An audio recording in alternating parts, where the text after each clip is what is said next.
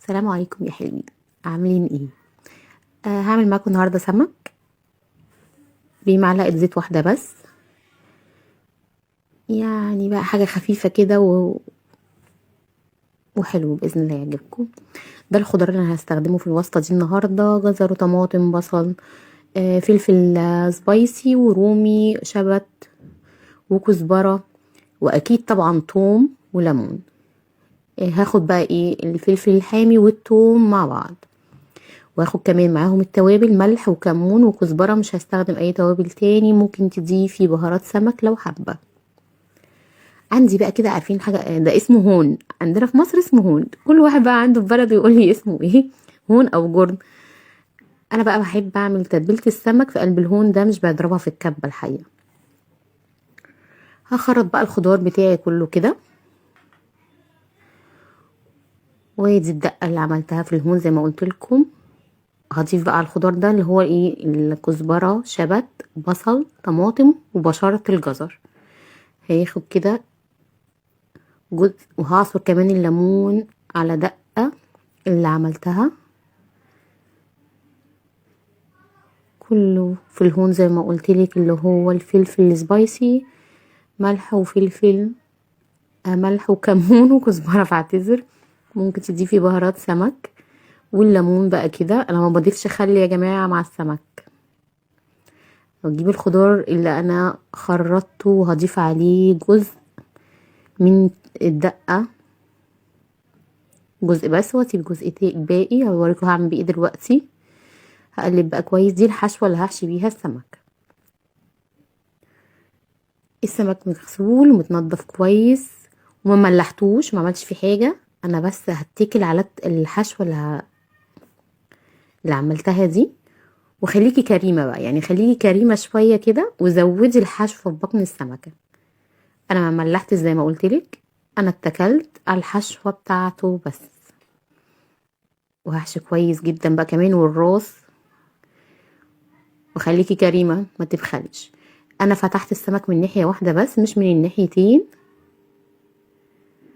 علشان السمكة ما تتهريش مني، تبقى ماسكة نفسها برضو. بس كده اخلص الكمية كلها بنفس الشكل. بس كده خلصتهم. هعمل ايه كمان؟ عندي بقى الخضار بقيته هخرطه كده: الجزر والفلفل الرومي والبصل. صينية بقى او صاج عندك، حطي فيه ورقة زبدة، وهي معلقة زيت واحدة اللي عندي. هدهن بس دهنة خفيفة كده على ورقة الزبدة.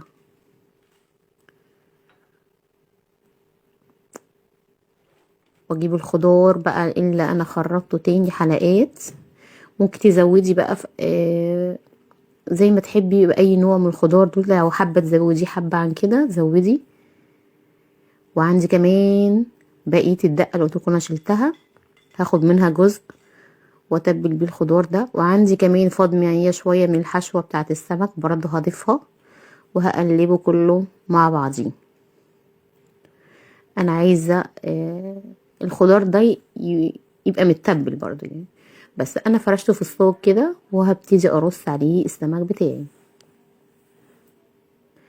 حلو قوي يا جماعه نوعيه السمك دي.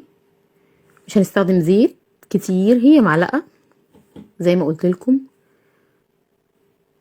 خفيف. وفي الفتحات عندي بقيه الدقه هضيفها في الفتحات اللي في السمك. طبعا السمك بتاعنا ده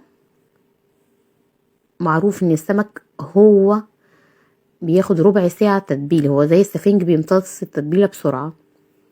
فانا سبته هو ربع ساعه بس يتبل، وبعد كده هدخله الفرن درجة حرارة عالية على الرف اللي في النص، وهو هيقعد نص ساعة بس. ولو حابة ياخد لون ممكن تشغلي الشواية عليه لمدة دقيقة بس، خدي بالك عشان متحرقش منك. انا شغلت عليه الحقيقة الشواية هي دقيقة بس، وده كان شكله لما طلع.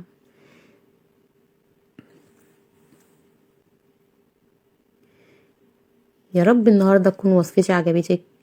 لو عجبتك انزلي اعملي لايك وسبسكرايب وتفعيل الجرس على الكل، لو حابة يوصلك كل فيديو انزله. اشوفكم فيديو جديد ووصفة جديدة. مع السلامة.